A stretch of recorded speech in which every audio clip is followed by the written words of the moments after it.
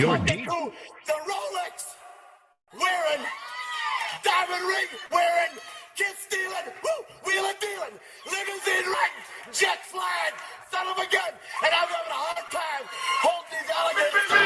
You're talking to the Rolex wearing, diamond ring wearing, kid stealing, wheeling dealing, limo jet flying. We Ric Flairing on them niggas. We Ric Flairing on them niggas. You talking to the Rolex wearing, diamond ring wearing, kid stealing, wheeling dealing, limo jet flying. We Ric Flairing on them niggas. Check, we Ric Flairing on them niggas. It's apparent these girls staring. I'm Ric Flairing, gold across my chest. I'm fresh to death, I'm Paul Bearing, not at all scary. When I open like Betty Wops and find to these circles that's going in like a carry shot. Woo! I'm going in like a Mary Pop off that Mary Crop at the top flow at the Marriott. So questioning me is like questioning you. See, we the best dressed, so come and get blessed with the crew. Not one but two, different ways to slaughter your crew. Committed tat across the chest, I guess she blessed with the truth. People want to see them checks, representation of proof. Living through my elders, trying to resonate to the youth. But ain't nothing to get my flash on. Longevity is heavily embedded in my melanin. Layman terms, I last long. My ground repetitive, I'm smoother than real silk. Lyrical cash cow, who can't cry over spilled milk. We in here. You're talking to the Rolex wearing, diamond ring wearing, kiss stealing, wheeling dealing, limo jet flying. We Ric Flairing on them niggas. We Ric Flairing on them niggas. You talking to the Rolex wearing, diamond ring wearing, kiss stealing, wheeling dealing, limo jet flying. We Ric Flairing on them niggas. We Ric Flairing on them niggas. This ain't no normal situation, this preparation with greatness. Industry full of fakeness, it's really up for the taking. See, life is what happened to you, more so how you take it. Don't get stripped of your knowledge and mentally leave you naked. I like to live otherwise. I'm sorry that I'm fresh to death. I put the polo and apologize. See, black son, we ain't nothing like the mother guys. Quit to socialize, we organize, then we mobilize. Off the deep end like a scuba diver. And no confusion, just keep it pushing like Uber drivers. Woo! Business fresh just like a supervisor in a Gucci visor. Can't find a smoother rhymer. You're talking to the Rolex wearing, diamond ring wearing, kiss stealing, wheeling dealing, limo jet flying. We Ric Flairing on them niggas.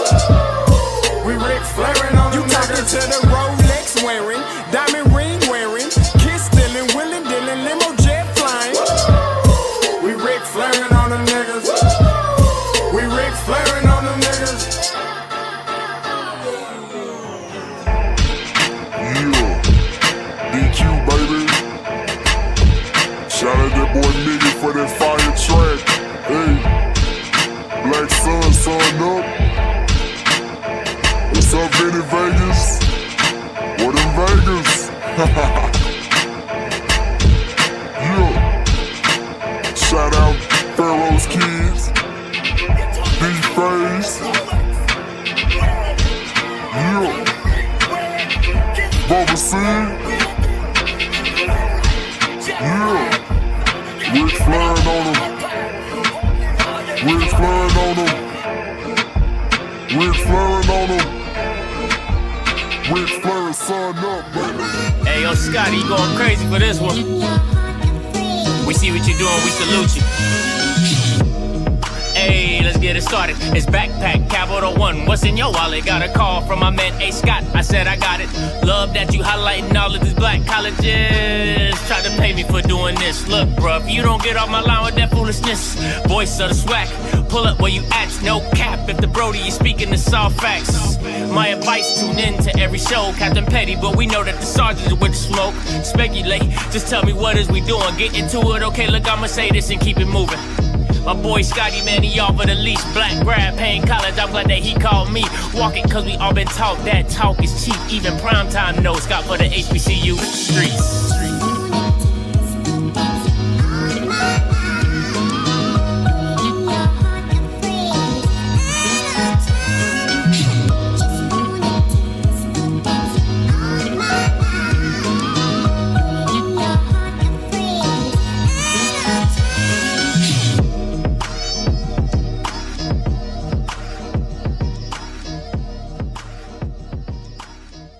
October is here. Libras, beanies, and hoodies appear. October 9th is the day of days. Manor, prom, the stage has been laid. At the hill they will meet. Who will taste defeat?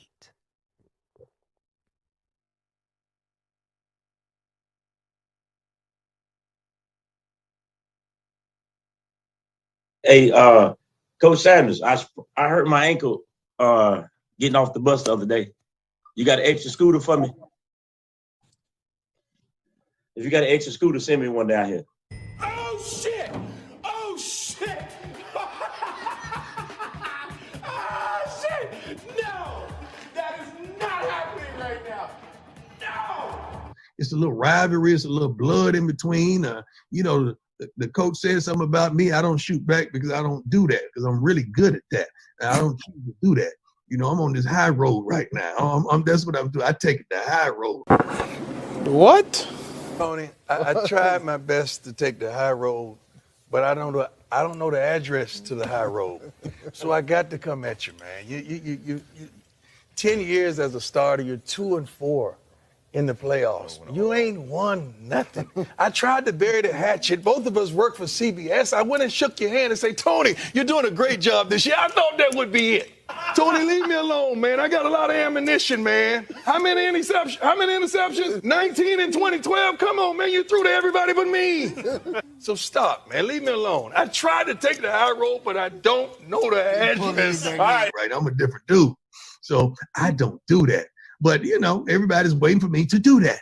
You know, at the conclusion of this matter, we just going to have to sit and see. You gonna learn today.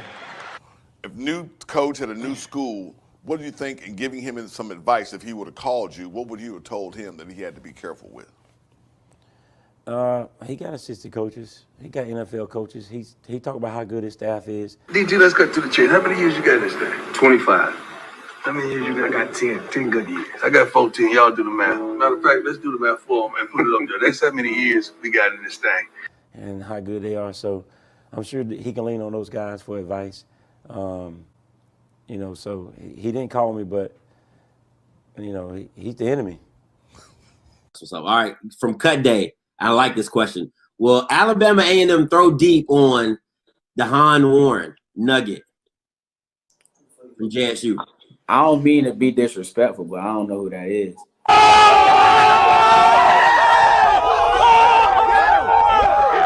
I mean, somebody might think I'm being funny. I really don't know him. The thing I've tried to do since you said Jackson State? Yeah, from Jackson State, number 4, the corner. Yeah, because Jackson State gets so much precedent and publicity, you know, and people kind of have given them so much hype. I try to just, you know, eliminate anything, you know, really about them.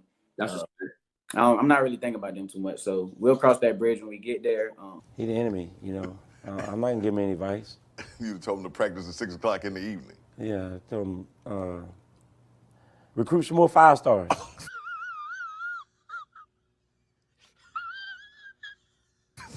You talking about all the 4 or 5 stars you recruited. You're not the only one to recruit 5 stars and 4 stars. We do too. Let's go. We got guys coming back next year too. Yeah, everybody waiting for next year. Well, we're playing right now. Okay, everybody like their team at the beginning of the year. Right. So, you know, it is what it is. You know, so I'm gonna have some different players out there next year too. I'm not gonna play with the exact same team. You know, so let's go. Bring it. A lot of people get mad when they don't catch fish. I don't, because I love the peace and the serenity. I love the stillness of it. Because I've already caught a lot of fish, and I know what that feels like. Sort of like the class we had. The #1 class in FCS history. The #1 class in HBCU history. And the anticipation is over. Oh, it's time. Look at your watches. Because, baby, it's time. Yeah, you're thinking about it. The alumni, they know about it. Sonic boom, the sound about it. Like a clock saying tick, tock, tick, tock, tick, tock. It's gonna be something to behold. We coming. Oh, we coming. Oh, we coming. We coming. And when we come, you're going to know we came. JSU, baby. I believe. Carry on.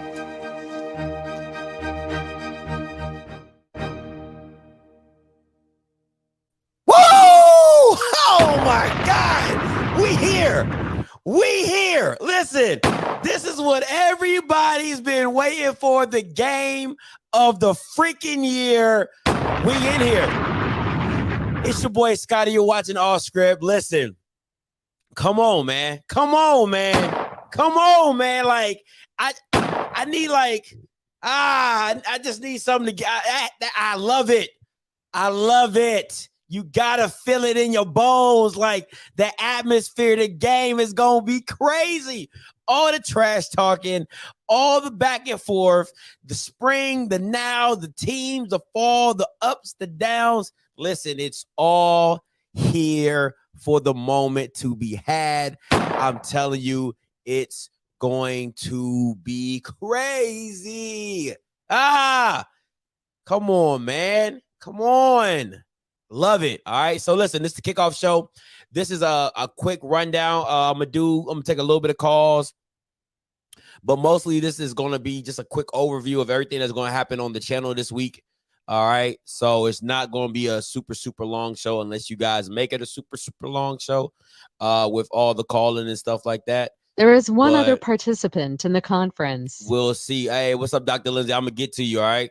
So let me get y'all going for the weekly updates. All right. So real quick, if you have not subscribed to the channel, stop playing with it. Become a member. They'll be dropping Sean NRAT would be dropping the links in the chat. So make sure you guys go do that. Knock it out. Become a member. $4.99 donation all the way up to $19.99 donations. Like, it is what it is. It's here. All right. It's here. It's there. If you're looking to do a one-time donation and you don't want to do the reoccurring stuff, just ask me for my Cash App and I'll give you my Cash App and you can send it that way as well. All right. Listen. All right. So next up, JSU versus Alabama A&M Party Bus Tour. All right. Listen, go to the website. I'm going to have it up real quick. I'm about to bring the website up. All right. This is the website. All right. Moment in time. All right. Moment in time. ATL to the Hill takeover. All right. Party bus. We in here. He got the band coming. It starts in Atlanta. All right. It starts in Atlanta. You can fly into Atlanta. The bus, you meet up with the bus. The bus stops in Atlanta and Birmingham, and it takes you to the Hill. You go here. Listen, all you got to do is call my man. Make your reservations. Tell them OFFScript sent you. You get 10%. All right. Here we go. Listen, it's ATL to the Hill takeover. Now, listen, you don't have to be in Atlanta. You can fly your happy ass to Atlanta. They'll get you, take you. I mean, it's all expenses, all expense play, all inclusive packages are available. RSVP today, starting at $125. All right. All you do is go to the website. If you go here at the bottom, you see his number. You call in, you RSVP. Let me move this down. I'm sorry, guys. All right, you right here at the bottom. You call, you RSVP with them. You tell them OFFScript sent you. You get 10% off your price. All right, make sure that happens. I'm telling you, the best thing. You won't hear me talk about this all week. All right, so make sure you lock that in, get that going. You, your friends, your family. It's going to be a nice little trip. And there's an after party. Okay, it's an after party, all white after party. That's part of the package, right? Now, the only thing that does not come with this package is tickets. Tickets do not come with this package, right? Tickets sold separately, all right? But at the end of the day, that's what we're doing. That's what it is. Make sure you go check that out. Moment in time, right here. Here's the website. Moment in time. I'll put it in the chat as well. Make sure you guys go to check out, get your RSVP in, get that locked in. He'll take you to the game, all right? Can't beat it. Too easy. Now, getting back to everything in the midst. Tuesday, round table talk. All right. New SWAC order round table talk, 6:30 p.m. It's going down. You already know how it is. Me, Blue, CFL, Spotlight, the whole gang is in here. We're doing a week 6 look ahead, and we're doing a round table talk. Make sure you tune into that on Tuesday. Wednesday, I got the Wild Out Wednesday. Now listen, Bulldogs. I know Jackson State gonna come out in droves. That's what they do. They're gonna call in. Listen, y'all need to have you a Mr. Campbell on site, Alabama A&M. Y'all need to listen, because I don't want this thing to go downhill really quickly. All right, because with the Wild Out Wednesdays, jab here, jab there, call in, talk your smack, say whatever you is, keep it positive, keep it friendly, keep it about football. All right, keep it about football. And also, listen, if Jackson State just runs the phone lines, that's what it is. All right. So Alabama A&M, I need you. How are you the SWAC champs and y'all don't call in? Y'all the SWAC champs, you don't call in. You the SWAC champs, you don't go to away games. You SWAC champs, you don't even go to your own home games. Y'all need to do better. I need a better representation from the Bulldogs, okay? I need a better representation. Come on, y'all got to do better. Thursday, live show, Who You Trust. We're going to go through positional battles, all right? DBs, running backs, O-line, who you trust, QBs, safeties, all that, all right? Coaches, offensive coaches. We're going through all that. Who you trust. All right, we're going to go through that. And last but not least, Friday, my prediction. I got some special guests coming through to make their predictions as well. You're going to see that in full effect. All right, and then you already know Saturday, livest pregame show on the planet. I ain't even got to say nothing about that. You already know the pregame going to be stupid. All right, pregame and postgame show on Saturday. All right, so real quick recap. Tuesday, roundtable. Wednesday, Wild Out Wednesday. Thursday, Who You Trust, and Friday, my prediction with special guest, all right? Let me get to these callers so you already know. Make sure you guys are locked in and tuned in. It's going to be crazy. What's up, Doc? Talk to me. Let's get it. Let's go, baby. How you doing this evening? I'm doing good. How you doing? How you doing, Doc? I'm blessed. First of all, man, I'm in Atlanta, so I need that information, man, to get on that bus, man, so I can be out that game because I'll be in town that weekend. Bet. I'm gonna put the website in the chat and just take that information down. And you can and just go ahead and call them. You told me everybody can just call them. It's no big deal. You call them, first come, first serve. Just tell them OFFScript sent you, and you get 10% off your ticket. I mean, off your RSVP. All right, get that number. Put that number in. I'm cool. Now let's get to this game. Talk to me. This game. Well, this is what I'm believing, man. From last year to this year, we know our defense with JSU has got a lot better, and we still got some work to do, but we've got a lot better. Teams are only averaging 12 points a game on us, and that looks good going into this game. Next week because of the way Alabama A&M play. I'm not going to look at what they played against Grambling, but the way our defense is and the way I've seen them play against Grambling, our defense got a great chance of keeping this score low. The only thing I'm playing is that our offense is clicks.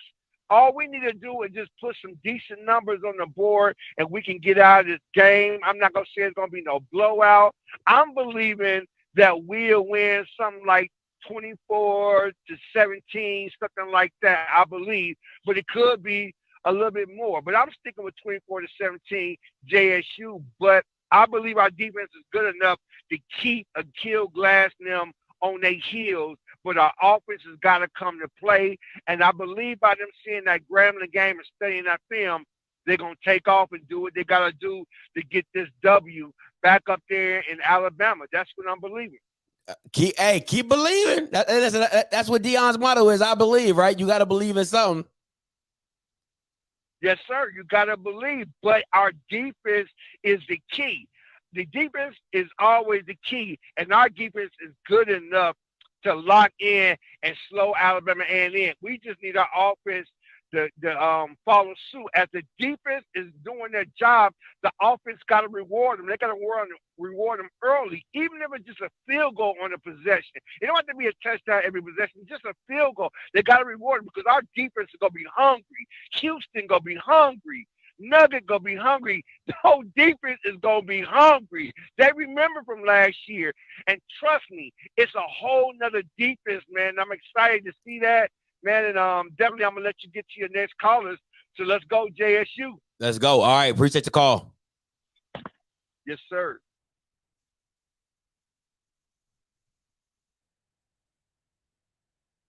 Coach Hart, what's good? Talk to me. Hey, what's going on, Scotty? Thanks for having me. No problem. Thank you for calling in. So real quick, cause I wanted to get your opinion on this. So what happened with Grambling?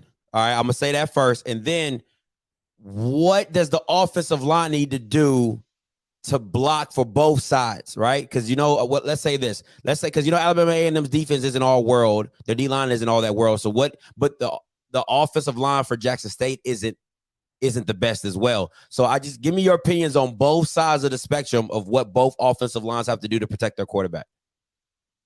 All right, so to address your first question, Grambling, you know, being a former athlete, I believe it was a mental letdown game. You know, they, you know, you don't say it, but they was geared up for, you know, this Saturday. And when you couple that with the fact that they, you know, down in that hole where it's, you know, 10, 15 degrees hotter, hydration issues, that could have played a factor. Jenkins didn't play their best inside receiver. So if you look at the game, a lot of those outside passes, maybe wouldn't have been thrown if Jenkins was in there in the middle of the field, you know, doing what he do. So I think, you know, that's the reason. And then they, you know, they got behind and tried to come back, but, you know, it was too late. They ran out. So they, even though they probably were a better team, they weren't the better team that day or the more disciplined team.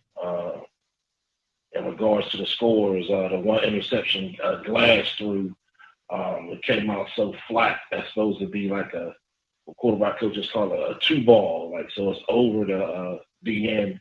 But as an O-line coach, I like to attack on the run so their hands is down anyway. So I think that's, you know, a little bit of coaching as well as you know, scheme. Because if that D-line's hands is down, we can't pick the ball and score. So just little things like that, mental lapses. But I'm sure they're going to be on 10 this week, trying to redeem themselves. And, you know, this is something they've been waiting for. Looking at the O-lines, I want to bring in another aspect to the kickers. I think Alabama A&M has a better field goal kicker. That's true. I could play a point in regards to see these teams with offense and a great defense. So Alabama A&M's offensive line, they really need to be like the Three Musketeers, all for one and one for all. Six bully dogs, and it's going to be tough. You know, to block them. I would leave a tight end in, a running back in, and when you still do that, you get pressure from the inside. So, you know, it's going to be tough for that O-line. I would probably do a game plan where I'm just doing slide protection, everybody working together for a gap. If you block man, you know, the twist game, and when they bring an extra from the second or third level is going to eat them up. So I try to do that and get the ball out quick because, like I say, Jackson State, and it's proven that Jackson State and FAMU are the two best D-lines in the SWAT. So I think that's what Alabama and offensive line is going to have to do. Again, keep a running back in, keep a tight end in, somebody. Because if you try to block a man, you know, that's a mistake. Jackson State's offensive line, I think they have some schematic issues. It's like, for example, if I had a 45-pound weight and I handed it to you, you'd be able to handle it. But if I threw it at you, it might be harder to catch. So using that as an analogy, if the O-line like moves back, like if you look at a run and shoot, option offensive line where they so far back and they run forward trying to cut, they don't have to cut, but they can't get any momentum built up where their alignment is pre-snap. So they just get butt and ripped all the time. But they move further back, they can get more steps in the ground, get more inertia built up by pushing off the ground, therefore get more momentum. So it's harder for the D-line to, like I said, catch that 45-pound weight drop from, 10 yards in the air versus catching it if I hand it to you. Got you. has more speed. So that will help them in the run game. In the pass game, they got to be realistic too. Their right tackle can't kick, so they need to leave somebody in on his side as well. And, you know, kind of do the same things Alabama and are doing. I think Jackson State should be able to run the ball better because, like I say, if they, you know, do that, those little changes, they have a bigger offensive line that can, you know, gain more momentum and, you know, just cover them up so the backs can cut off of them. But in the pass game, they need to keep somebody in because, like I said, their right tackle is he can't kick step.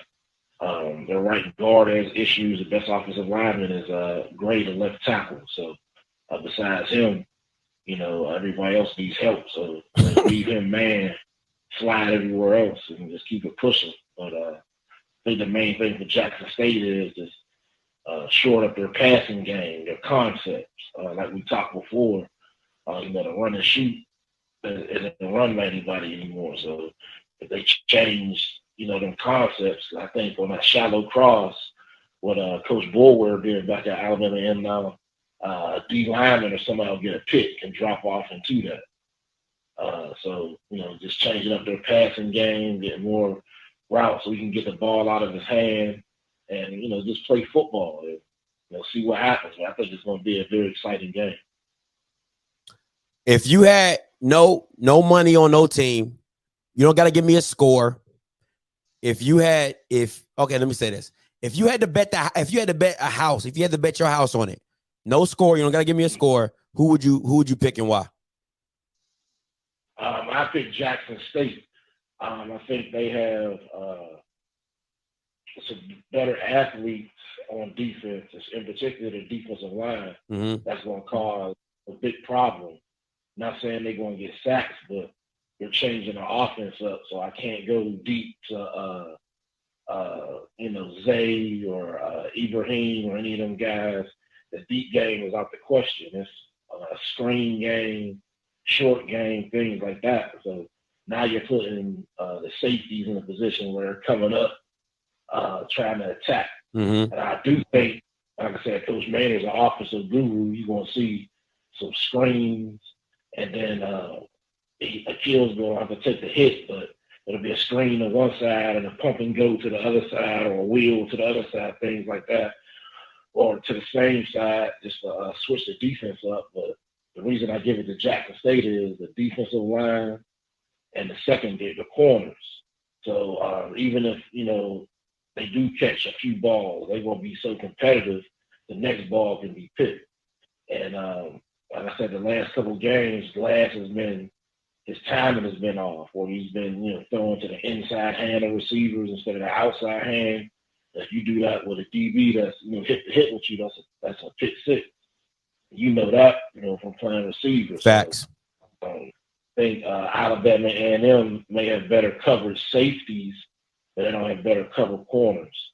So even catching the ball in that middle void, Jackson State has D linemen that can turn and retrace, along with, you know, everybody that can rally to that point. So, you know, it's going to be tough for A&M just because of that Jackson State defensive line. So I give it to Jackson State. Hey, Coach Harp, as always, I appreciate the call and the insight, my guy. No problem. Thank you, man. No problem. Hey, Coach Harp, as always, appreciate. Hey, caller, you live, talk to me. Thank you, man. No problem. Can you hear me? Yep, you live, talk to me. What's your name? Where you calling from? What's up, Scotty, man? This is Wes from Georgia. What's up, Wes? And this the thing, man. I think that it's going to be a good game, no doubt. I really think it's going to be a good game. But everybody keep talking about Jackson State's defense. And the point, Jackson State played against a FAMU team that was horrible on offense for the first game. They was terrible at quarterback position. They played against a Tennessee State team that had the exact same issue. ULM was horrible, and Delta State, a D2 school, had success against them. So in my personal opinion, while their defense is better than it's been in the past, they have not been tested, nor have they been spread out. Now, they keep talking about they're going to go away from Nugget and all this other stuff. Now, you correct me if I'm wrong, but Nugget hasn't even played a full game yet. Jackson you know what I mean? State, Jackson State, I think he came in the second quarter. ULM, I think ULM he played. I think he played the full game at ULM. And he didn't play against Delta State. So yeah, this will be his. I think this will be like his first full game. You see what I'm saying? So he's cool. I know they keep talking about the #1 recruit out of JUCO and all that other stuff, man. But he's not solidified, man. That kid not proven. Yeah, he got offers from the University of Georgia and all that other stuff. He decided to go to Jackson State, but he ain't proven yet. He still got to prove himself along with the rest of those DBs, man. And I think this is going to be the first true challenge that they get. Now, the one thing outside of those concerns on defense, offensively, Jackson State is extremely sporadic. There's no consistency on the offensive side of the ball. Now, as far as A&M is concerned, we all know their defense is not strong. They've shown that during the spring. They've shown it now. We know that. But to me, the X factor is Alabama A&M's offense. Now, they didn't play well against Grambling. You know what I mean? And just kind of give you an example. University of Alabama, the best team in the nation, been like that for years. But for some reason or another, Ole Miss got their freeze tag. And this situation is no different. A&M has a hard time with Grambling, but that does not determine what kind of offense that they have. A&M is consistent on offense. That Glass kid, even though he had a bad game, he's proven. So I think it's more of a responsibility for Jackson State to see if they can stop or slow down that offense, because even if Nugget has a great game, them secondary guys going to have problems, bro. I'm telling you, you cannot. Their interior, Jackson State interior is solid. What I would Jackson State will not go man-to-man for no 4 quarters against Alabama A&M University. You can't do it. I believe I do believe they will though. It might be. It's not. Yeah, in your opinion, it might be difficult, but I still think they believe that their athletes are better because it's like. Oh, no doubt they should. Like Coach Harp said, it's what you're thinking when you're playing, when Jackson State runs the defense that they run. They're thinking you won't have time to throw it no more than 10 yards. So my corners ain't gonna have to cover that long. So all you have to do is pretty much cover what 2, 3, 4, 5 seconds, maybe. You know what I'm saying? So, but Scotty, what up? You talking to an ex football player, defensive back, bro? When you're average, above average man out there, when you got 5 wides out there, bro, you're gonna get beat. It's difficult. Them 2 or 3 seconds, I'm telling you, it's tough. And glad, like I said, he had a bad game, but that kid is solidified. We all know he's the best quarterback in the SWAC. He's a top tier talent. He's a good kid. And he's consistent. And I just refuse to believe, man, that kid is going to have 2 bad weeks back to back. No. So while I think it's going to be a good game, I don't think they should hang their hat on just their defense coming in, man, and just tearing it down. I'm telling you. This is my they're thing. They're going to get their ass exposed. What I would do this, and I agree with you. This will be the first team that has a comparable quarterback that can run the system that they have and has the talent around him to really compete.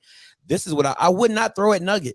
I really, because to me, it's no need to take that. It's no need to take that risk when I got 4 other guys I can test and have a higher percentage of winning. I'll test CJ Holmes. I'll test Al Young.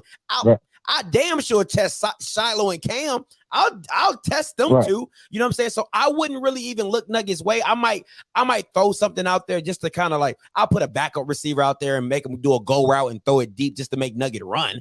You know what I'm saying? But I wouldn't test that side. There's no need for me to, because I got 4 other corners that, I mean, think about it. ULM went, and I stand on this, right? Blue Blood said this. He said, and when he was looking at the analytics, he said ULM. And as bad as their quarterback was, they threw at CJ Holmes 15 times out of 40 plays. Right. You see what I'm saying? Like, that's the kind of stuff I'm doing. I'm putting my best guy on CJ Holmes. You know what I'm saying? I'm putting Zay there. I'm putting Abdul there. I'm putting Hilaire there. Like, I'm not taking that chance. Why? I don't need to throw at Nugget for what? What's that going to prove? That? But when you say take a chance, what are you taking a chance? No, you make good sense. Now, I'm not. You go ahead. What I mean? I'm not justifying the fact that you're not. You make good sense. But what I'm saying is, we're talking about a kid that hadn't even played. You know what I mean? He's a good player, but he hasn't even played. The attention that this guy getting as a cover corner, as far as him playing in this way, he don't deserve that national. He don't deserve the attention that he's getting. He hadn't played. This kid hadn't played more than a quarter in the game. So I understand what you're saying, but if my best receiver is out there on him and I know I got man coverage, I'm going to take that. He's going to have to show me that he can cover that guy. At Jackson State secondary as a whole hasn't faced nobody in practice or in game against, against some of the guys they can face this week. Not 5, not across the board. Yeah, not and they got a running back that can get out and cover. Yeah, that's somebody going to get caught. So Shiloh, he might lay the boom. He might get him a good hit, but we're gonna see if he can dance back there. You know what I mean? He might be able to get a good hit, but he's gonna have to come out. He's gonna have to cover some grass. Yeah, and I think I really think if I was Coach Mater, my tight end and my running back game needs to be that the tight end to me needs to be a very key factor, because if you blitz the middle of the field as much as they do, you should That's use right. you're gonna have to use a tight end. You're gonna have to use a tight end for a hot That's route. right. Just keep it easy. And Right. in the game against Grambling, you really saw how much juice was really needed. Like, I mean, really Right. bad, because of just that inside.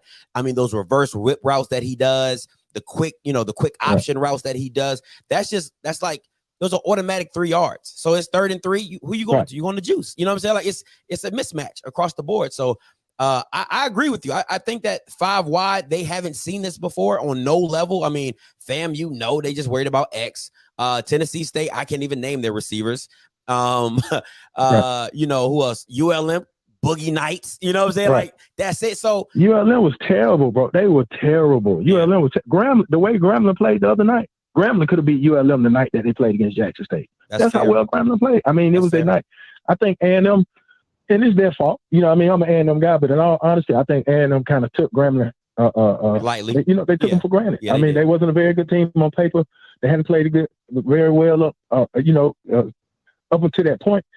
And I think A&M came out a little lax, man. And you know how it is, man. Sometimes, man, when you let the underdog, man, kind of get in the fight, man, and then can't nothing go right for you, man, that tend to be the outcome. So I make no excuses. A&M should have won that game, man. They dug their own hole. They made their bed. They have to lie in it. But the idea that the Jackson State defense is this big dominant defense, like, they haven't done enough to be categorized as a dominant defense. They haven't done enough to be categorized as the best. They're going to have to show some people. A&M has already solidified their offense as being the best in the SWAC, period. They had a bad game, but A&M has the best offense in the SWAC.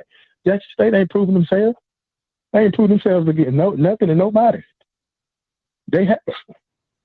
Well, I mean, at the same time, can you got to give credit, because you only can play who's on your schedule. Oh, no doubt. You know what I'm saying? Like, you got to. Yeah, they're better. You know what I'm saying? You can't. I only can play who's on my schedule, and then everybody I played on my schedule, they haven't. The only team that really gave them work was actually Delta State, surprisingly. You know what I'm saying? Like, surprisingly, like, out of the FBS schools, out of the Tennessee States and all them, Delta State really gave them the most work. You know what I'm saying? So that's exactly. So what exactly are you the best? They're better. I give them credit. They are better now. I ain't shitting on them. They're better, no question. Yeah. But the way that they're relying on, the way they're talking about the defense, like, they just, like, you got to show a little more. You got to show a little more, man, before you categorize. And I think this week is gonna determine that. But I think it's gonna be a good game. Hey, I believe so as well. Appreciate the call, my guy. Take it easy, bro. All right, man.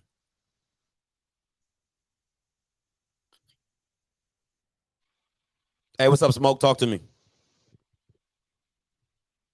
Smoke. My boy. What's good, Smoke? Talk to me.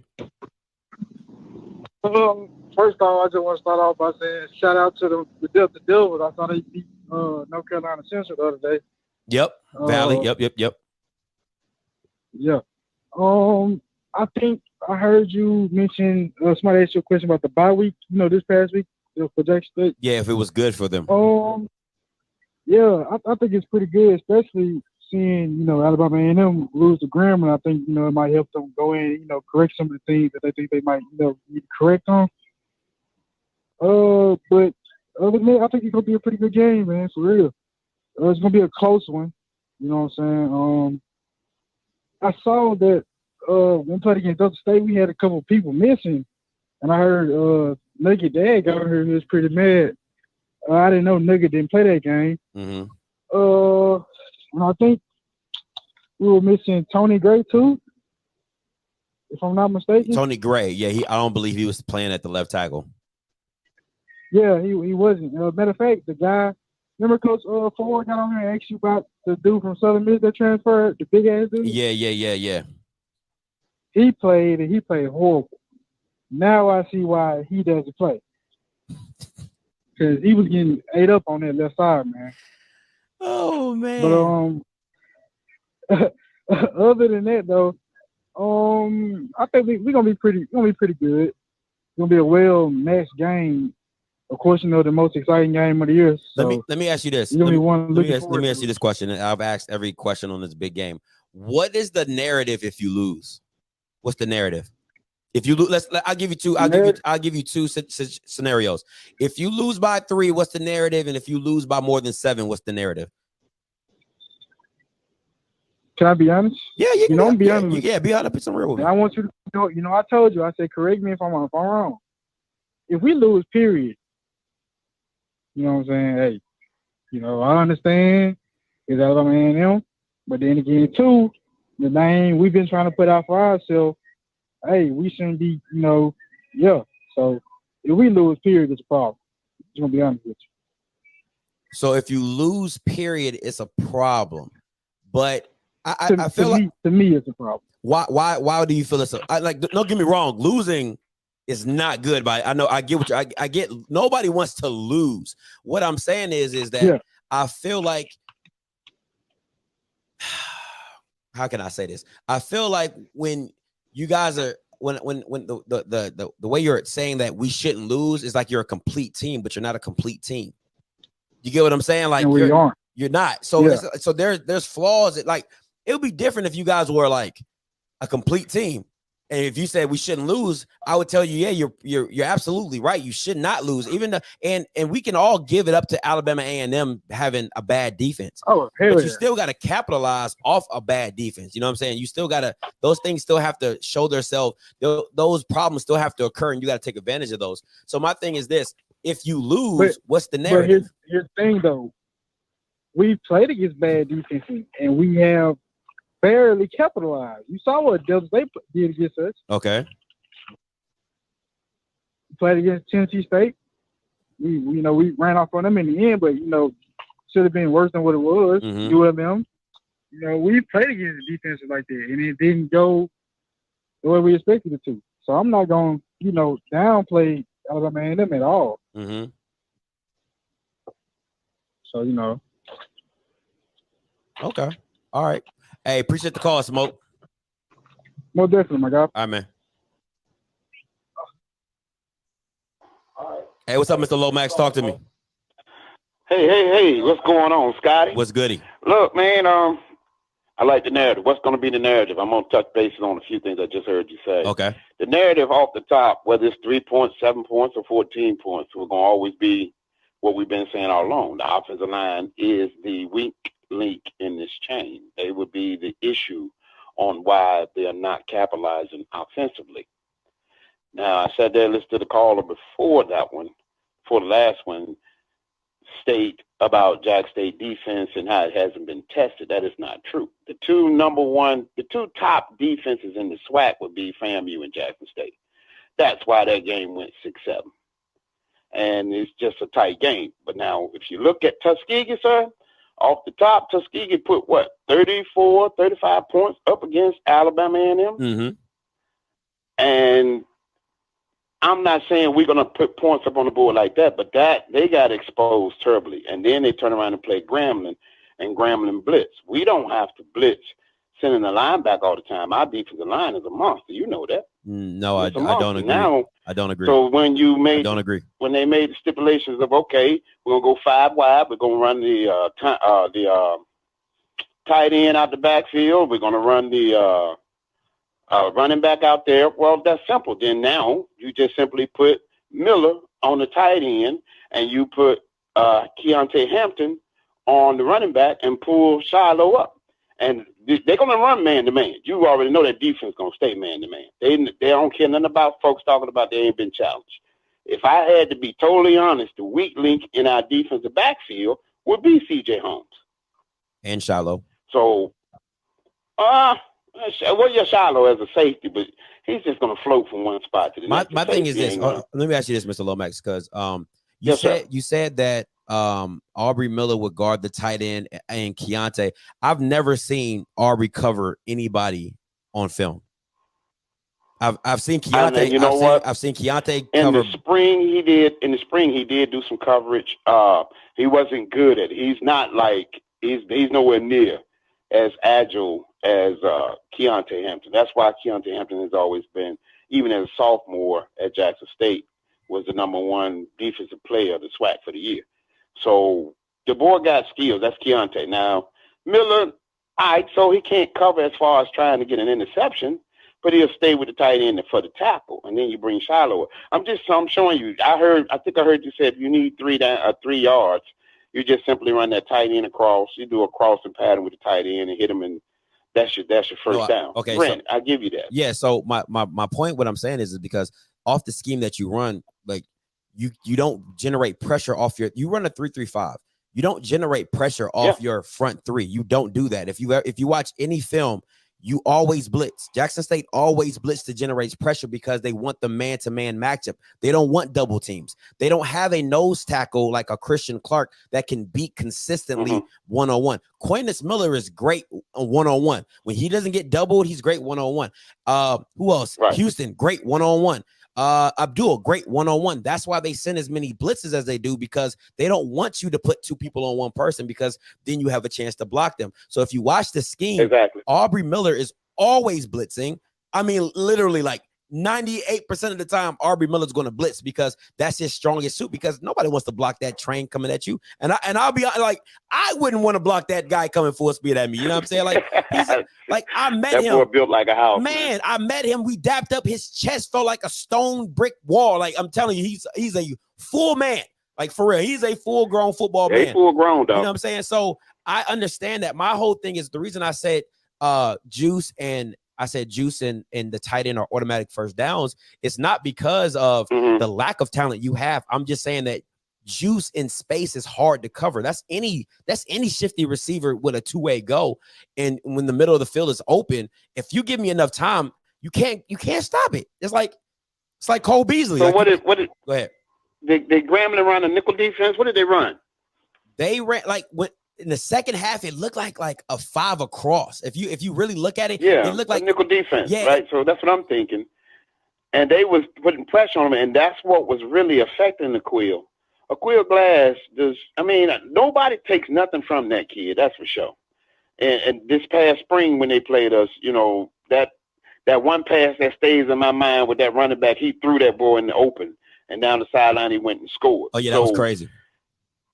So that was just, you can't, like you said, you can't coach that. That's just pure talent at that point. But again, when you got pressure on there and your clock goes from, your average quarterback clock is about 3 seconds. Would you agree? Yeah.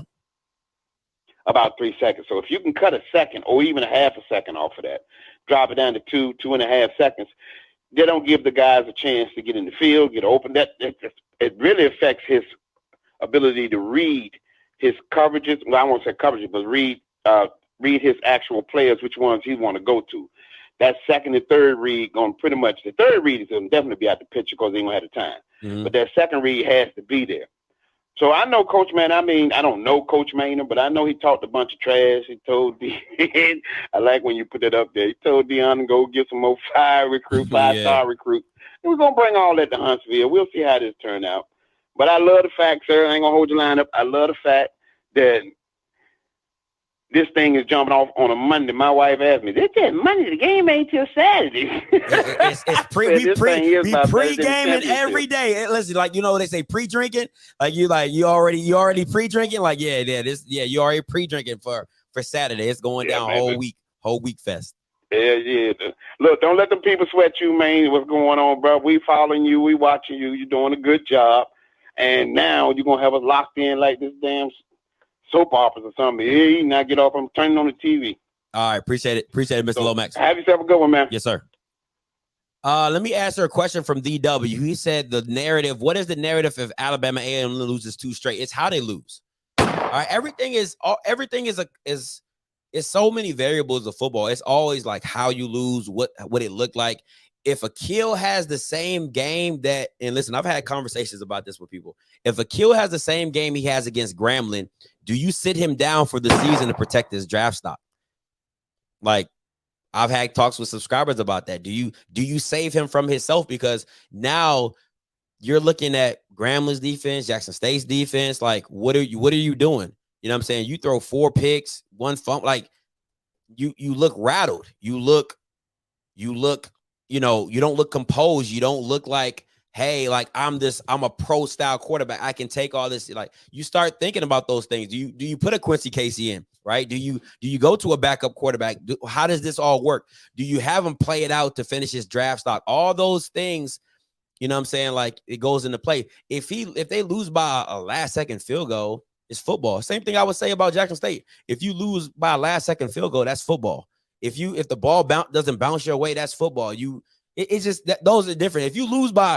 If Jackson State lose by, if Alabama and if Akil Glass plays great and they still lose by 10 or 14 points, but he doesn't do any turnovers or anything like that, you just chalk it up to Alabama and can't stop nobody. That's what you have to chalk it up to. You're like, we knew we had a bad defense. It came back to bite us. Whoop-de-whoop. You know what I'm saying? Like that is what it is. So just stuff like that. Hey, caller, you live. Talk to me. Hey, Scotty. What's up? What's your name? Where you calling from? Hey, this is Ronnie from Natchez, Mississippi. Talk to me, Ronnie. The game against Jackson State and Alabama A&M, it will not be a close game. Okay. Jackson State will win at least 36-21. Okay.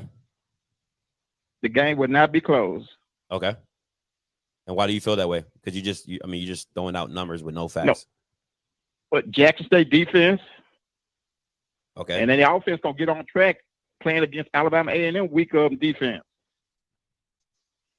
Okay. All right. I mean, that's your. I feel you. Okay. Cool. That's it. I know it's gonna be at least 36 points. Write it down. Okay. I mean, I'm not because it's not the pregame show, but all right. Appreciate the call though. Okay. All right, man. All right. Thank you. Hey, caller, you live. Talk to me. What's your name? Where you calling from? It's Nigel from Huntsville, Alabama. What's up, man? Talk to me. I believe that D. Anderson is going to give Nuggets some trouble. Okay. The reason why I say if you watch D. Anderson, the guy that transferred from LSU, he's 6'6" and he's a lengthy receiver. So the games that he has played this year, nobody has been able to stop him. And if you look at their games, has he played against any corners? Is he? Hold on, I'm sorry. Has he played against any corners as good as Dejan? What's the dude name on South Carolina State? He went against Durant and scored 2 touchdowns. Okay. On the Kobe Durant on South Carolina State, but then he was out the rest of the game because I think he hurt like his hand or something. He came out with a cast because he didn't play until the Tuskegee's game. Okay. Now my question is. Go ahead. No, finish your point. I believe he'll give. What was you going to say? No. Finish your point. I'm sorry. Go ahead. Finish your point. I believe he'll give him trouble because it's harder to guard a bigger receiver like that with Nugget size. All Akil needs is time to throw it up, and I feel like they're going to use their tight end strongly in this game.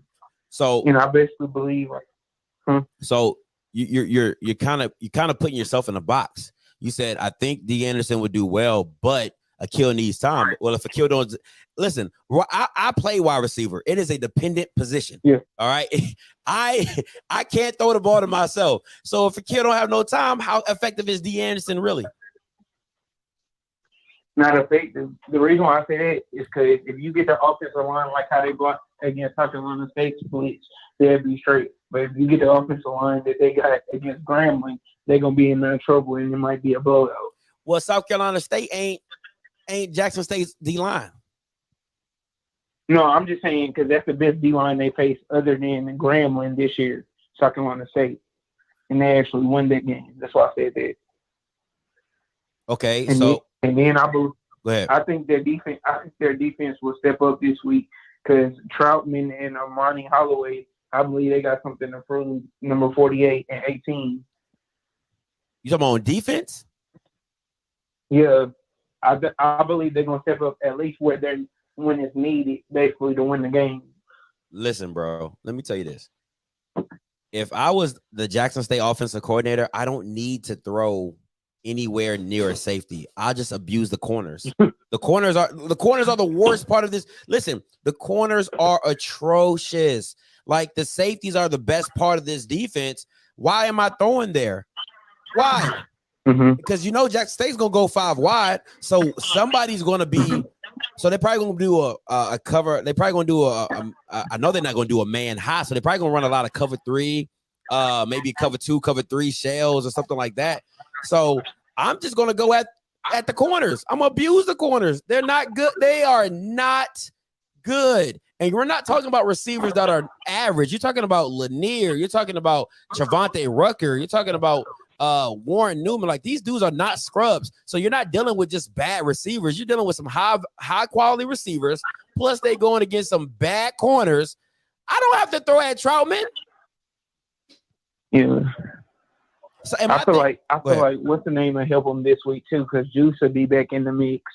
And I feel like what killed them too against Grambling, Garrett Quarles wasn't that effective, so they couldn't do what they did on Bethune Cookman, where they split the tires between running and throwing the ball downfield. This is my thing. They need Garrett Quarles to have a big game against Jackson State for them to win as well. This is my thing, right? My thing is this. Nugget goes against 6'5", 6'6" receivers. He goes against Shane Hooks at practice. So it's not like he doesn't know how to defend tall receivers. Now, are they made the same? No, not all tall receivers. But if we're being honest, D. Anderson really doesn't play above the rim. He's 6'6", but he barely jumps really. Like, he's not a Randy Moss. He's not a Megatron to where you just throw it up to him and he goes and gets it. I haven't seen him do it. I've seen him do against Grambling, kind of that back pylon throw, but it was kind of like he threw, like Akil threw it to a spot instead of really throwing it up. So you gotta listen. If Akil has time, I would love to see that matchup. I'm not gonna lie to you. I would love to see Nugget get tested. I really would. If I'm being honest, I wouldn't do. If I was Maynard, the person I would test Nugget with is Abdul, because I think he's strong enough and tough enough and has enough body control to block Nugget away from getting through him to get the ball, if you get what I'm saying. I think that's your best matchup. Either him or Hilaire. Hilaire is quick enough to get you with the routes. I think Abdul is physical enough to kind of put Nugget on his back hip. So I think those, but it wouldn't be D. Anderson, because when you play against tall receivers, they're usually lanky and they're not strong. And if you play underneath of them or you play through their hands, they're not good enough to get it. Now, if he has great strong hands, then yeah, that works. But if he doesn't, then it's a really easy. Tall people are not tall. People are actually really easy to guard unless they are high jumpers. If they're high jumpers, then you might as well just call it a wrap, bro. Might as well just call it a wrap. I believe as well, people sleeping on big plays. I feel like this game he gonna have a big game because he hasn't been doing as well as he was last year. And something else that's going to kill Jackson State is two of their defensive players are out because of targeting for the first half. But I think it's Cam and somebody else. Cam is out, and I think a linebacker. There's one more. I think a linebacker is out. But this is my thing. Yeah. A lot of people are talking about Jackson State's DBs, but after Nugget, everybody else is a question mark. Nobody's a guarantee. Nobody, like, let's be real. Like, the blitzing allows them not to do too much, but if we're really being honest, after Nugget, it's a big drop off. It's a really big drop off. It's you have a legit lockdown corner, then everybody else is just, they're just there. They're just really taking up space. CJ Holmes, Al Young, Cam, Shiloh, like Shiloh's a hitter, but he's not a great cover guy. You know what I'm saying? So, but go ahead.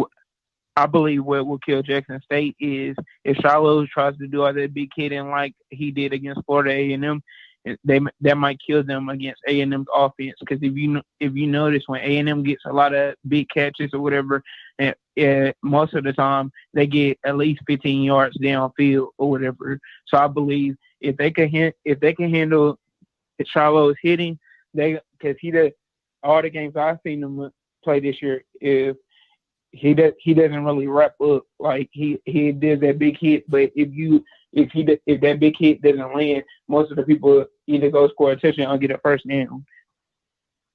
We shall see. I appreciate the call, my guy. What's your thing on A&M? I believe if they win this game, most likely they'll go to the SWAC championship, because I don't see Florida A&M challenging them for the only challenge I see on their season after that is Bama State, because, like you said, they got a real good defense. Yeah, I will have to flip that game, my guy. If let me say this, right? So if Alabama A&M beats Jackson State, the FAMU game becomes, you think this Jackson State game is big. The FAMU game is even bigger, because now this FAMU's playing for their conference lives. You know what I'm saying? Like, they're literally playing for their conference life. So is Alabama A&M. So that game is becomes humongous.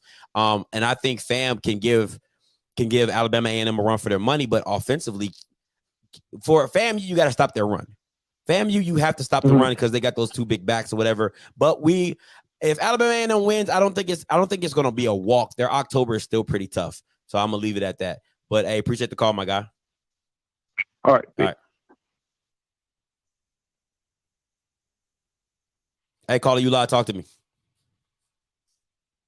Hey, man, I was calling because I don't know what these kids are doing during the summer, but I've seen kids that I mean, during the summer, you're supposed to be practicing to get better for the fall. You know, I've seen like the quarterback play. I see the kid at Southern. He been there 4 years and can't throw. He can run but can't throw. Akil Glass, I'm watching him against Grambling. Man, he can't slide. He can't throw in the alleyway. He really don't bring nothing special to the table. And the offensive linemen at these schools, man, they can't kick step. They can't slide. They can't get in front of nobody. You supposed to have. I can't blame that on the coaches because these kids got to take it up on themselves. If they plan on playing at the next level, they should be trying to get themselves better.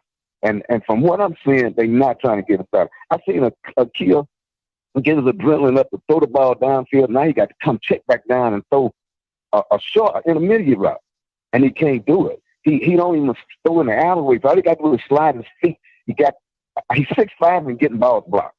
You're not supposed to be standing up there like a Rosenberg. Man, you that young. You got to bring more to the table than a three-step back. You're already in the shotgun. Now let me give you my game prediction. I predict Jackson will win this game like 52-21 because that arena style ball is built on our scoring teams. You know, if you fail to score and this team get the ball back and score, you in the hole. That's what happened to them against Grambling. Man, Grambling, most points Grambling scored was 16 points in the game. They put up 36 on Alabama A&M. The most they scored and Grambling is probably the 6 or 7 team in the SWAC. So, you know, so can I ask you a question, Coach? I just don't see this game being close.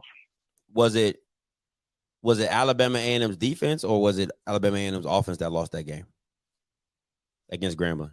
What was Alabama A&M defense? Was it? It was the offense threw away. Well, you got to have the turnovers on offense. The turnover was generated on offense, but the defense didn't stop nobody. Okay, you know, and Jackson is a physical team, and Alabama is a finesse team. The arena football is built on outscoring the men, not stopping them, but outscoring them. And the way Manor has built his team is on that style. You cannot. Scotty, you got to have at least 60-40, something like that. You can't have 100% offense and no defense. I mean, you can if it works. If it doesn't work, then it can't. Like, I know, is that it? No, I get what you're saying. It's not. Nobody wants to build a team like that. You know, let's be honest. Like, nobody wants to have a team that's pretty much the Kansas City Chiefs, where we just got to outscore you every time. You know what I'm saying? And my quarterback has to be great. You know what I'm saying? I agree with you. But when it works, it works. Yeah. And when it doesn't work, it looks really bad. And a lot of people looking at the Jackson State Delta State game. Like Delta State, the coaches that left Delta State went to Southeastern Louisiana. They went to Southeastern Louisiana, and they got more transfers on their team at Southeastern than in the school. And those coaches that came into Delta State, they took on the same philosophy. If you look at Delta State roster, man, they got more D1 transfers on their roster than what Jackson State had. If you bet these games, you can't just look at what the school is. You got to go look at that roster and see where these boys come from, see where they played at. You know, I knew Delta State was going to play a hard game against Jackson, but you can't look at that, man. Okay. Hello? Yeah, no, I'm listening, Coach. I'm listening. My thing is this, though, Coach. Yeah. It's if let me ask you this. Let me ask you this narrative, right? If Alabama A&M wins with the even though I know you got to win in, I know you got Jackson State winning 52-16, or whatever your score was. What does that say about what your philosophy is on an all offensive minded team? Well, that shows me. Well, I tell you what, I can take a strike out pitcher and win the World Series. That's the kind of offense you got to have if you just gonna have offense. I could take I don't know if you remember these guys. I know you're probably too young, but I could take a Dwight Gooden or somebody like that and win the pennant. Or I could take the big left-hander. I forget his name. Big left-hander for the Dodgers and win a pennant with. But really and truly, if Alabama A&M win this game, man, I ain't got no business trying to pick no football, no time.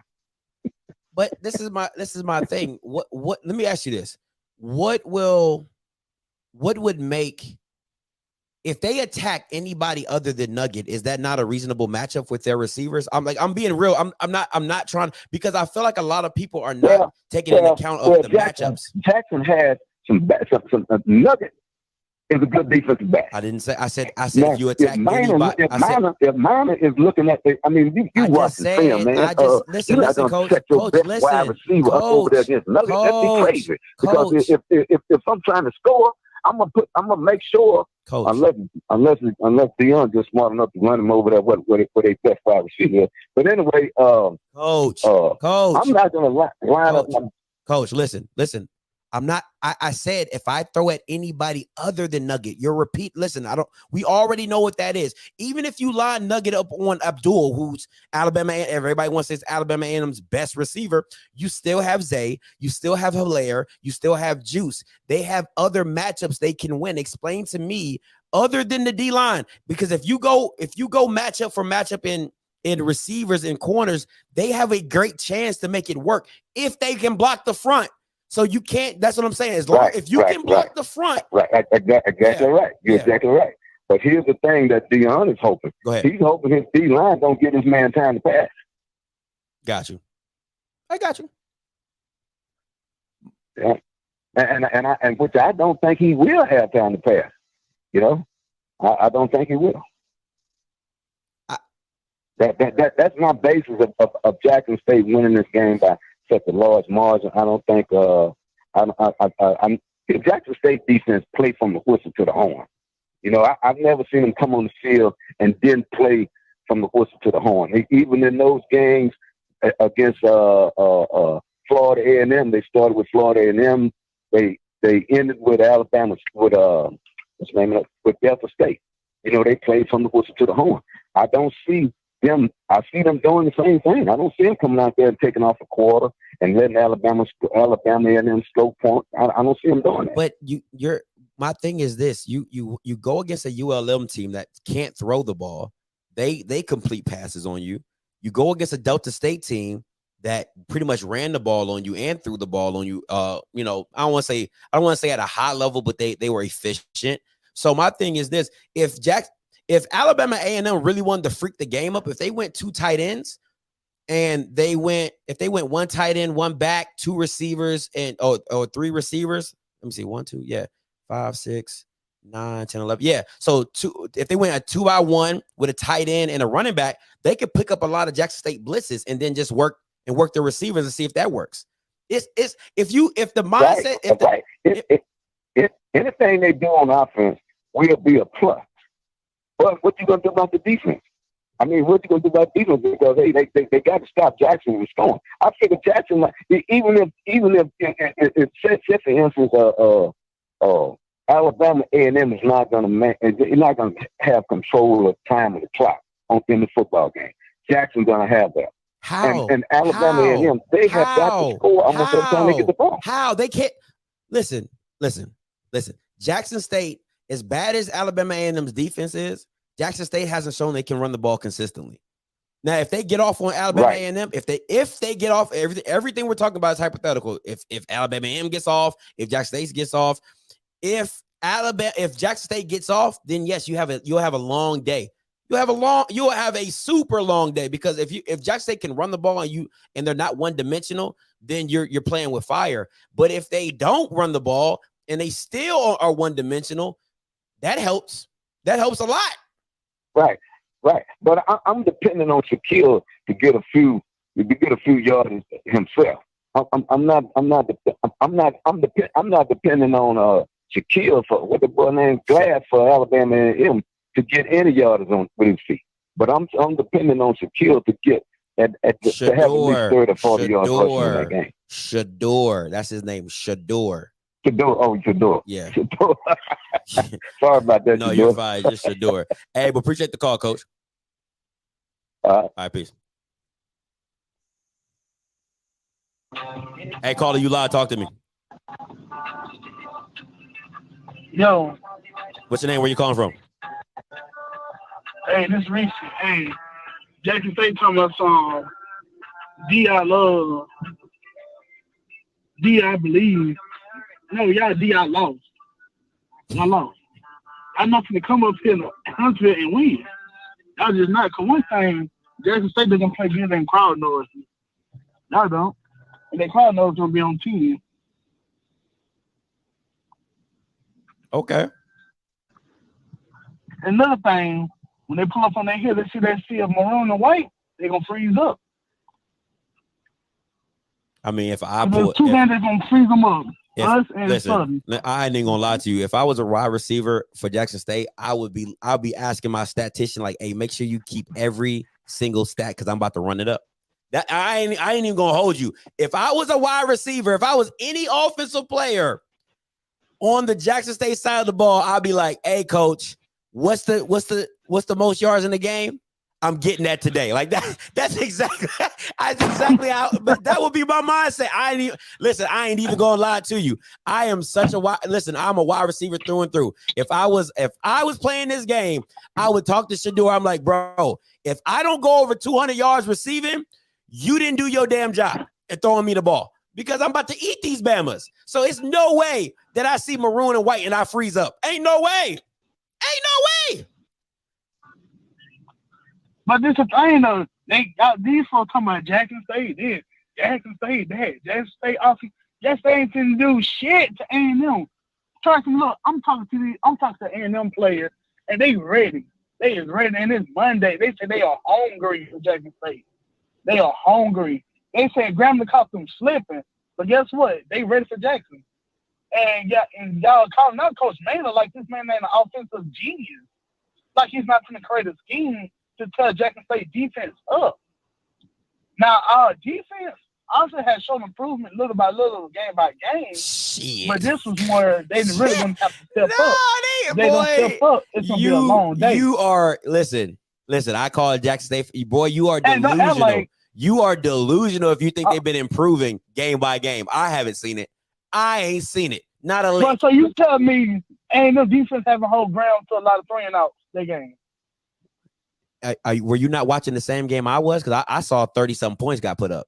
I mean, that's not a lot of 3-and-outs to me. Hey, that was because of turnovers. Grambling ain't good. They're not good. They good enough to beat you. Got the best of it.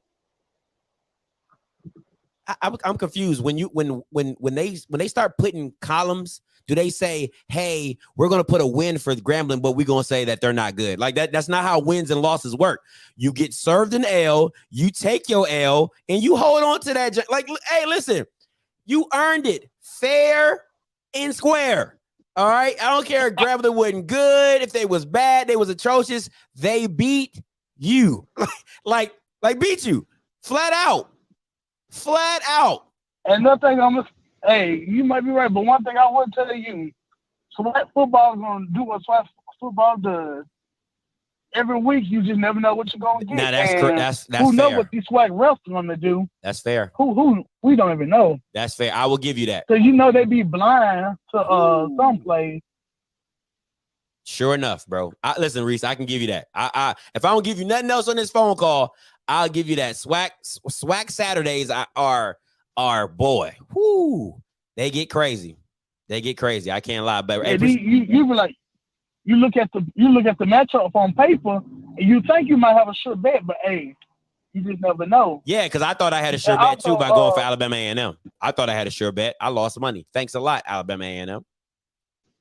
But look, it's okay, because guess what? We're gonna treat you right when you get here on Friday. We're gonna treat you right. We're gonna get you a dub on Saturday. You don't know who I'm picking. You don't know who I'm picking. You don't know who I'm picking. You don't know. Listen, I tell y'all all the time, I like Quincy, I like Akil, I like all that.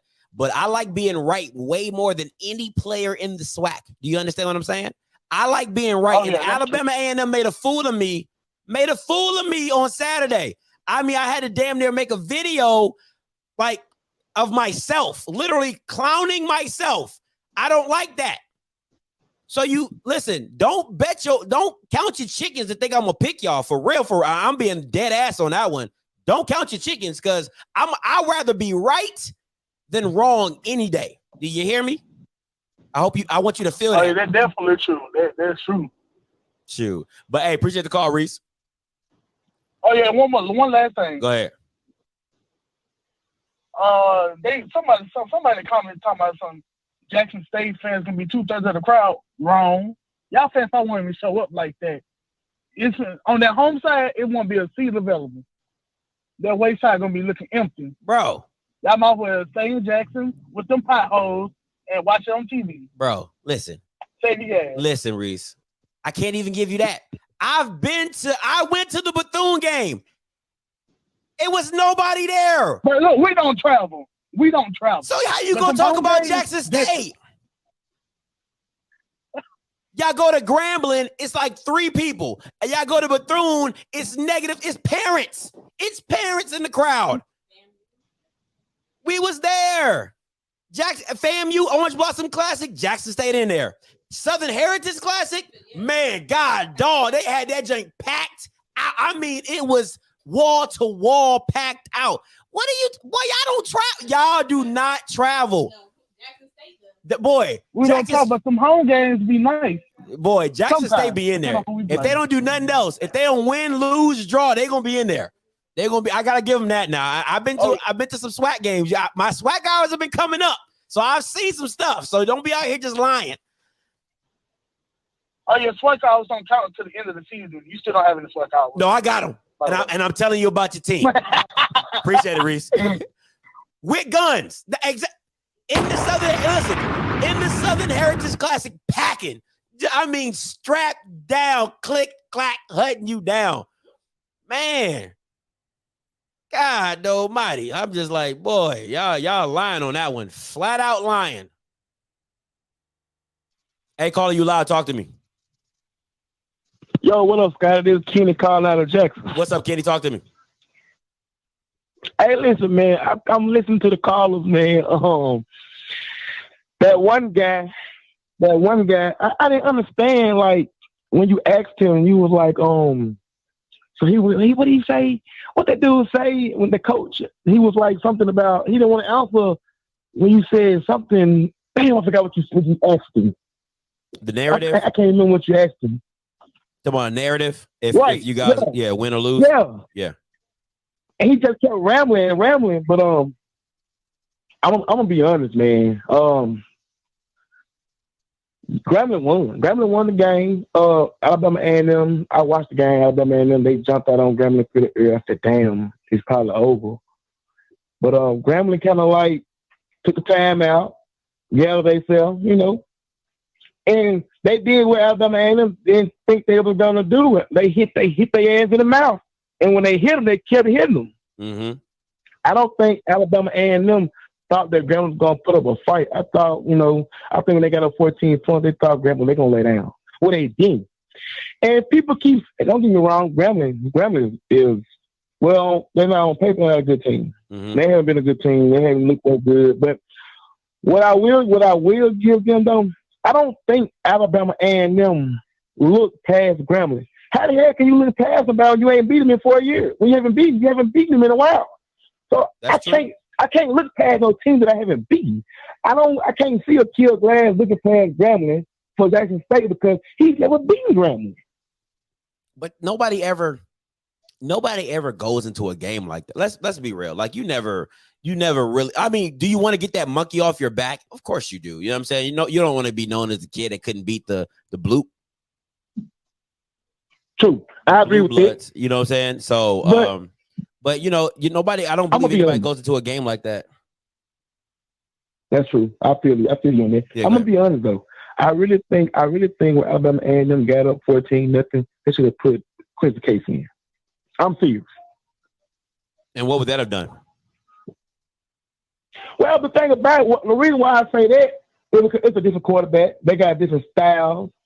And if you Quincy he can move, he can run. You know, if you get back there on him, I believe Quincy will take off. Akil, he's not as fast, and that would have fucked Grumman defense up because they probably did not they probably had no kind of like scout report to play against Quincy. Their whole motto was Akil. That probably would have shook them up some. But it's, I mean, on you defense. go, I might be wrong. No, you're right. There's no scout report on Quincy. You're absolutely right. There is none. But at the same time, but why? You know, like if you like, let's be real. If you're the coach of Alabama A&M, you're Connell Maynard, or you're the coach, right? You're the guy, and you're up 14-0 from your all-world quarterback, right? And you come to me and say, "Hey, let's put Quincy Casey in." I'd be like, everybody's gonna be like, "Why?" Like, we're up 14-0. He's not playing bag. Why are you doing that? Let me rephrase it. Because I phrased it wrong. Okay, let me rephrase it. I probably wouldn't have put him in after we got up 14-0, but after he got rattled, I thought we took him out for a minute because he was rattled. He was rattled. I've never seen a Akil Glass, get rattled like that. I've never seen him rattle. I've never seen him. You know what? I've seen him one time like that. He got rattled one time like that. But besides that, I've never seen him rattle. I do think the Jackson State and Alabama A&M game gonna be a real tough game. Now, I'm gonna be honest. I'm a Jackson State fan, and I love my Tigers. But I'm gonna say this. I'm gonna look at it. I'm gonna give you both ways of it. Jackson State wins. If Jackson State wins this game, I think Jackson State defense, they're not all world, and I always tell you that. They're not all world. Shallow, I don't care for Shallow in the secondary. I really don't. I think Jackson State defense can make enough stops. You can't stop Alabama A&M. I'm not crazy. My fellow fans, they crazy. You can't stop them, but just to tame them, man.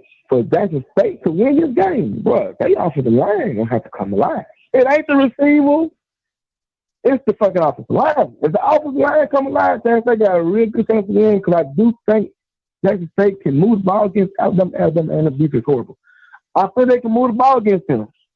But if they can run it, like you said a little while ago, if they can run it, they can pass it. But if they can run it, oh my goodness. Yeah, it would open up so much. Yeah, it won't be much of a like if you allow Jackson State to do whatever they want, running and passing, you just gonna lose the game. Like unless they don't score. Now this is the only thing that stopped. This is the only thing that Alabama A&M, if Jackson State gets it going, running and passing, but their red zone is not good. That's the only thing that would save you. If you make Jackson State kick field goals, that's a win. If you can make Jackson State kick field goals, that's a win. You just gotta take it as it is. That's a win. And believe it or not, it go both ways. Because if you can make Alabama and kick field goals, that's a win. That's a win. I agree. Yep. That's a win. But like I said, man, with the receivers, I'm gonna be honest. Like you said, after Nugget, I totally agree. I would attack everybody but Nugget. I wouldn't go to him. I wouldn't, man. Listen, I agree. If I was Coach Maynard, I would walk up to Nugget and say, "Young man, I respect your game. Just know you're not going to get thrown at." I would tell him off the, I'm not throwing you away. I'm not doing it. He is not getting a PBU. He's not getting anything. He you know what? Nugget won't even have a stat in this game. I wouldn't go that way. I'm going to CJ home first, foremost. I'm going at him first. I'm going at Al Young. I don't give a damn who the other corners. I'm going at everybody else besides him. I'm definitely going at Shallow, because I want to see can he dance back there. Yeah. He wide-eyed. I'm going at him. I'm going at everybody else but Nugget. No lie. I don't know what the hell these folks talking about. No lie. Now, Isaiah Bowden, he listen, I've seen him up close in person. Let me tell you this. He is every bit of 6'2". I will give you that. He's quick, but he's grabby. That's the only thing that's That's the only thing that's wrong with Bowden. He's quick. He can move. He can turn his hips. He can run with you. He's grabby. And with SWAC refs, you don't know how effective is that. You know what I'm saying? Like if you got a bad group that day, they're gonna light you up. If you got a group that's gonna let you play, Bowden is gonna be good to go. That's the only thing wrong with Bowden. He's just a little grabby. But other than that, he can turn with you, he can run with you. And I'm telling you, every bit of 6'2", every bit of it. I'm gonna say this, and I'm gonna get off and kind of you guys other people calling in. The only player outside of Glass, the receiver core wise, I don't know all of them about life. I get their names mixed up. I get them mixed up. But I'm gonna tell you the one dude that what's the receiver name? He's the best receiver they got. Abdul Ibrahim. Okay, he scares me. But I'm gonna tell you who the guy that really scares me the most. That number 2 guy in the slot. That's gonna be Juice. Yeah. But see, this is I'm gonna say this. I'm gonna let you go. If Jackson State use Warren Newman like Alabama A&M uses Juice, Warren Newman would have a all SWAC year. Real talk. They do not use him right. If Jackson State don't figure out a way to cover that middle, number 2 is going to have a world-class game. Because listen, if that boy get messed up on Miller, Lord have mercy. Hey, appreciate the call, man. If Thurman match Miller, I don't give a damn. If Thurman have any kind of fit, and I know he do, and I respect him, but if that man get messed up on Miller, any part of that game, somebody ought to be fine.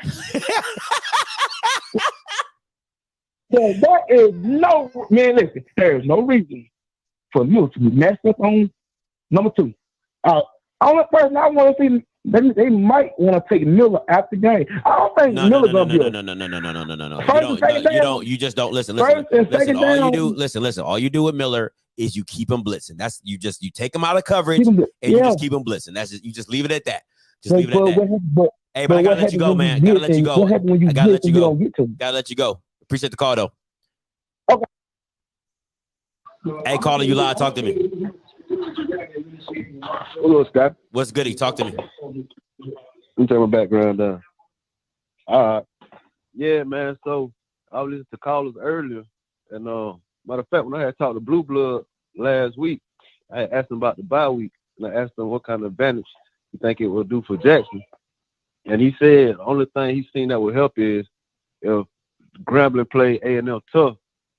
And my thinking now is, like I called in yesterday, I told you, like Grambling put the blueprint to deal with those receivers. And what was that? With that offense. What was that? Tell me the blueprint. Saturday. Tell me the blueprint. Blueprint is just like the coach said today. He said you got to put pressure on. You got to put pressure on Glass. That's any quarterback. He liking it. Oh no, yeah, that's any quarterback. That's any quarterback. He liking it to like having somebody shoot off the dribble. You know what I mean? Just making it a little tougher. And then, like I told you, they were buzzing them linebackers to cover them slants, the middle slants and stuff. So I agree with you on that. And them had to do something different. But Jackson State doesn't play like that. But if Grambling is showing you a successful way to deal with this offense Jackson that nobody State has does not play like that. You're asking they do not play like that. They do not send their linebackers on buzzes. They play a man scheme.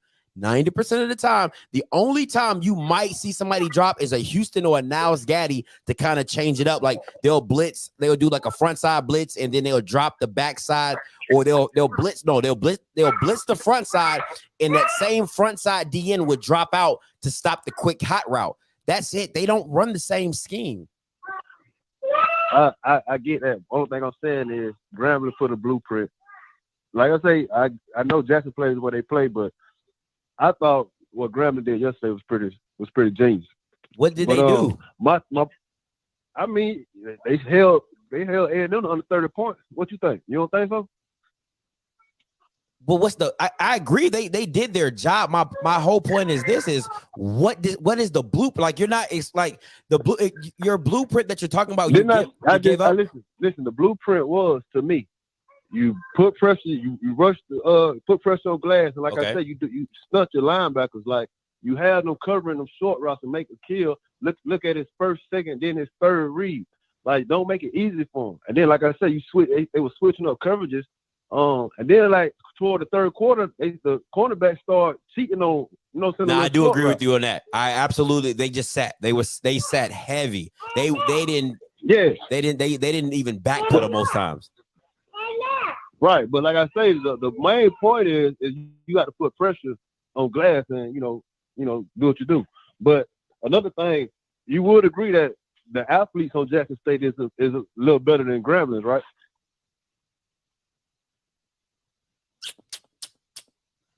In what aspect? As far as let's just talk about the defensive line. To me, the James Houston is gonna have a big part in this game. You say, and I agree with you. Jackson rarely sends 3 or 4 players, but I think James Houston can get pressure. If they send 4, I think James Houston can get pressure. I think James Houston is the best player on your team. And next to Nugget and James Houston are your 2 best players, period, hands down. So I agree. Right. So right. you gotta, if anybody you need to block, you gotta block. You gotta, if anybody you need to identify on the line. So this is how it breaks down for me. It goes Nugget, Houston, Coinus. I like Keontae more than Aubrey because he's more versatile. Aubrey is like a runaway train, but he only can do one thing really well. Like he doesn't really work in coverage and space, but Keontae's slim enough to get out, cover running backs, cover tight ends. So if I went like best players, like it will go, and this is my personal opinion, it will go Nugget, Houston, Coinus, Keontae, Cam, Shiloh. That would be how I would do like the defensive players like I like. Go ahead. Okay. Hey, then let me ask you this. I hear a lot of people talking about shallow coverage skills. Is it a game you can point me to where he just got destroyed? Oh, yeah. Dante Moore killed him. Number 1, killed him. And Delta State murdered him. From, the tight end, Delta yes. State? Yep. Killed number 1, killed him when he went one-on-one. Hold on. Yes. Yeah, you're asking me. I'm telling you. Number 1 was killing. Okay. Yeah, okay. The number 1 was killing your corner and Shiloh when he got him. The tight end at Tennessee State killed him. But at the same time, though, Shiloh, they protect Shiloh a lot because they leave him up high. They don't really, when they ever you're a free safety, right? He's okay. I'll give you that. He's supposed to be a strong. He's not really he's not a free cover man, but whatever. I'll give you that. Definitely, Cam is strong, but okay, yeah, I got your point. Neither one. They're both like interchangeable strong safeties. They're no true. They don't have a true free safety. That like Cam is not a free safety and Shiloh's not a free safety because Shiloh's feet is not good enough to be a free safety. He doesn't play the ball very well in the air. He can't really turn his hips like that. That's why they moved him from corner to safety at South Carolina, and then that's why they keep him there because his feet's not good. But anyway, at the same, and you don't like you. Go ahead, my fault. No, you're good. Go ahead. Ask the question. All right, and you don't like Wiggins or Al Young. I'm not saying that. I'm not saying they're not good. They will start on any other team, like any other team in the SWAC. They'll start. I'm just saying from Nuggets caliber, they can be good. Right, that's all I'm saying. Like Nugget, you might out of 5 throws, you might get 1, maybe 1. With the other guys, you might get 3 out of 5. You might get 2 out of 5. It's just it's not at the same level as Nugget. That's all I'm saying. So they can get got. If Nugget gets got, I would be very surprised, or he must have slipped. They must have pick routed him or something like that. Because man on man, no, Nugget is that dude. Nugget is that guy. So all I'm saying is, as a corner, as a receiver, and I play that position, Nugget's not a guy I want to be lined up every day on because I know it's going to be a tough matchup. 1, it's going to be a tough matchup. 2, quarterbacks are not going to want to throw to me because of him. You see what I'm saying? Yeah, I get that.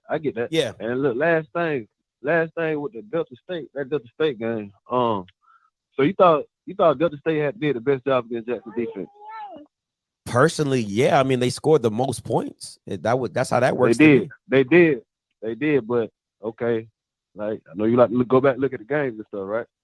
So the only points, and like I say, you give them credit, but it was 2 big plays. If you take those 2 big plays, that bomb that was thrown on the sideline. Are we doing ifs? That was against. We doing ifs? That was against a 4. Go ahead. No.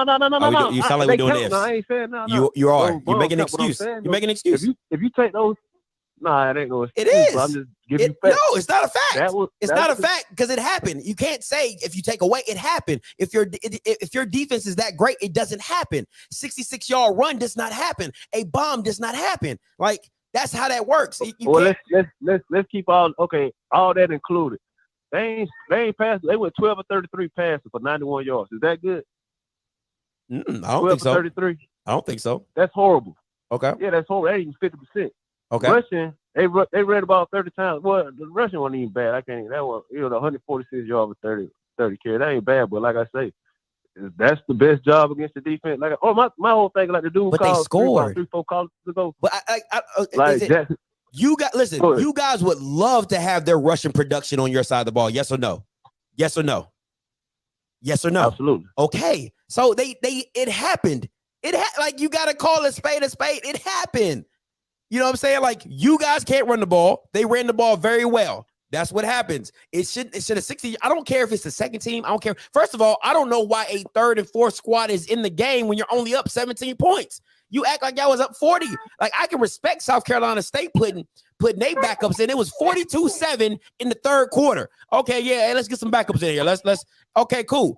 You guys were up 17-0 and you act like y'all had the game on lock, and then they came back on you. Then you looking crazy, and they one throw away from winning the game. Like that's not how that works. So I can't give you, if you want to talk about the game and their lack of production, that I'll give you that. But they scored. Okay. They made made the plays they need to make the game competitive.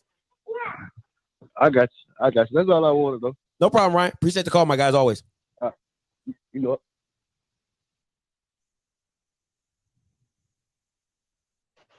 Hey, caller, you live. Talk to me. What up, dog? What's good? What's your name? Where you calling from? The Truth. What's up, Truth? Talk to me. Yeah. I'm put this shit out real quick. You know you my boy, right? You my boy, Blue. You about to mess me up. When somebody starts a conversation like that, you're like, hey, but you know I don't fuck with you on this one. I can't fuck with you on this. I'm with you, dog. I'm with you. I'm with everything you're saying, right? But I'm gonna go ahead and tell you, this thing's gonna look different, dog. Offense gonna look different. Defense gonna look different. And the reason why I say that, man, I'm just gonna put it like this: Jack State gonna win 40-21. 40-21. Okay. And give me the player of the game. Give me a stat line. Give me a stat line. Give me your offensive and your passing stat line and a rushing stat line. Give me that. Shadur gonna throw for 350 yards. Okay. How many touchdowns? He gonna have four touchdowns. Okay. And rushing? And rushing, we're gonna get 150 yards. Okay. So a 500-yard production. Okay. That's pretty much 500 yards. I'm gonna see you at the game, sir. Hey, you gonna say you and I'm gonna be on the field with you because I know you like the. I'm gonna be on the field with you. I'm gonna see you Saturday, huh? All right, too easy. Right.